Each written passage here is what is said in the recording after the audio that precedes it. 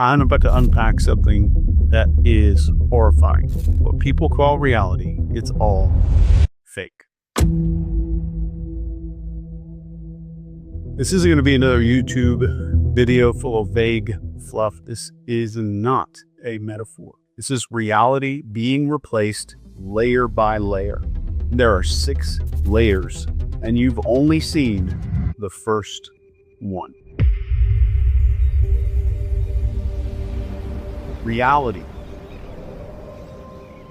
used to be grounded in direct experience. You lived through it. But now, reality is mediated.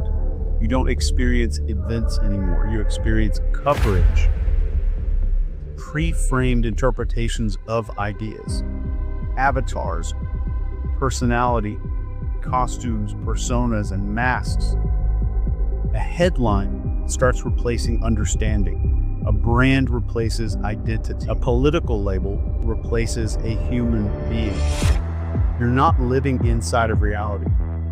You're living inside of a symbolic layer.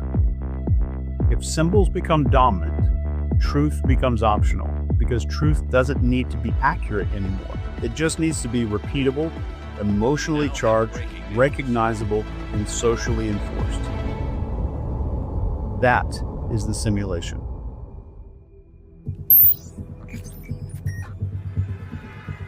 Brands figured this out first, because we don't buy products, we buy a story about ourselves. So that's a word that you hear constantly, brand.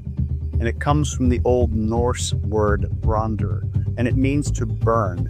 Specifically, it means to burn a permanent mark into livestock.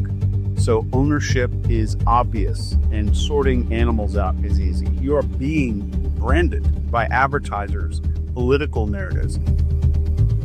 The system knows what you're going to react to, what you're going to defend, what you're going to buy, and who you're going to hate.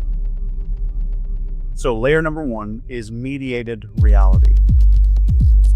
This is why the world feels off. It feels theatrical and overacted, scripted, predictable. Because it is. Empires figured this out thousands of years ago. If you can control the symbols, you just need to control what people react to. People have to adopt the symbols. Now people are shaped by metrics and algorithms and visibility and approval signals. There's a very secret name for what all these things are, and they are called conditioning signals. Whatever gets rewarded gets repeated. Whatever gets ignored disappears. So people adopt. They simplify themselves, they exaggerate themselves, they flatten their entire personality into something that's shareable. So they become more extreme, more predictable, more performative. So people aren't asking, is this how I feel? They're asking, how will this be received by other people? And over time, something breaks. Hate, panic, fear, and anger become advertising products. The longer you stay emotionally activated, the more valuable you become in real dollars. Fear has to be sustained. A stable identity does something dangerous. It resists manipulation. But the system is very clever. You are kept in a constant state of moral emergency. Every week there's a new crisis, a new outrage, some new villain that's prepackaged for you, a new law being passed, a new line that you're expected to know. It creates what looks like clarity, but it isn't. Something detonates emotionally, that it's immediately buried by the next thing. That's identity fragmentation. When people don't have time to form their values slowly, they accept a prepackaged moral frame. These are ready-made positions. Approved language, approved emotions, approved enemies. Morality stops being something that we develop, and it becomes something that we display. Signaling replaces moral reasoning. Virtue becomes a lapel pin. Ethics become performative. Belief becomes a freaking costume. And once morality is externalized like that, it's easy to control. Because it's a simulation. It's fake. It can be updated remotely. You can see it in how fast people switch positions. And it's not because they learned some new information, it's just because the frame got changed. And here's the most unsettling part, is if the other ones weren't.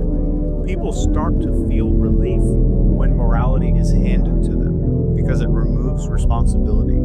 They don't have to think, they just have to align. And alignment feels safe when fear is everywhere. If identity and morality are programmable, division of human beings becomes super easy. And that all comes down to one huge manipulation tool. This is layer number 5, narrative warfare. So modern news is not here to report on reality. It's designed to completely and totally construct narrative frames. It decides who's a victim, who's a villain, who's righteous, and what questions are allowed. The facts are completely optional. So here's the mechanism.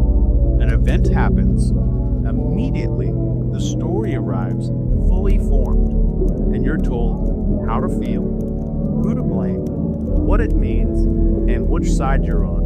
And all this happens before you have time to think. Facts don't radicalize people.